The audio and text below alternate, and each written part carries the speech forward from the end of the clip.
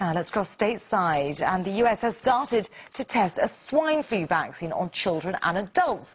The US Department of Health and Human Services hopes to vaccinate at least 160 million people by December. Well, for more on this, let's cross to our correspondent Priya Sridhar, who's in our Washington studio for us.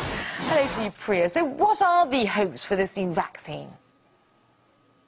Thanks. Well, the swine flu vaccine has raised concerns with people across the world. A new survey shows that 1/3 of British nurses have said that they will not take the swine flu vaccine because they're worried about the possible side effects.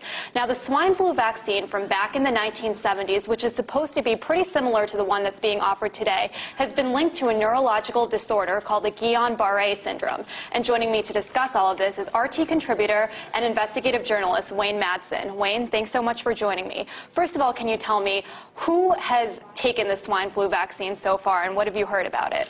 Well, apparently there has been a test community used already. We're also hearing that the vaccine that's being developed, they're saying it's not for everyone.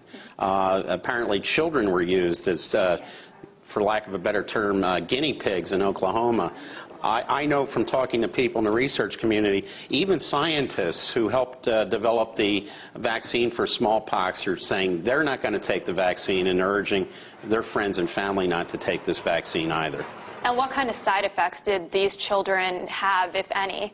Well, contained in the vaccine is a component called thimerosal, which has been proven, half of it is composed of mercury, and it's been proven to cause not only Guillain-Barré syndrome, but also autism in young children. There's been several court cases because of past vaccinations due to the autism issue. And so how will this swine flu vaccine be offered? Will it be mandatory for people? What have you heard about that? Well, there was a conference here in Washington last week where we have two themes present. We have the research community, the medical community, saying, look, what we need to provide the public is good information and let them make the decision based on facts. We have the emergency community, the Homeland Security, Federal Emergency Management Agency people talking about forced vaccinations, forced quarantines, basically the politicians running the show instead of the people who are from the medical community and know much better about the threat of this particular influenza. And so how effective would a vaccine be if the majority of people decide not to take it?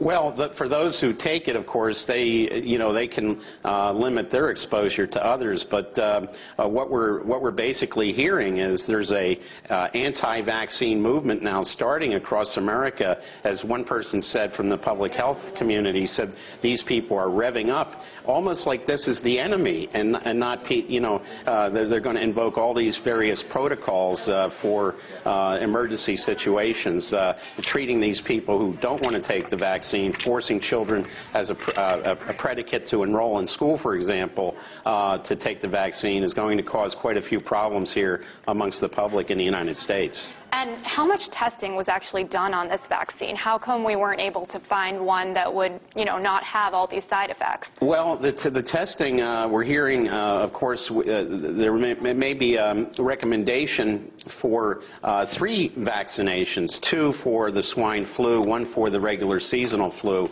But we all know about the side effects from 1975 and 76, and therefore this vaccine, even amongst people who work in the medical community, is not considered safe.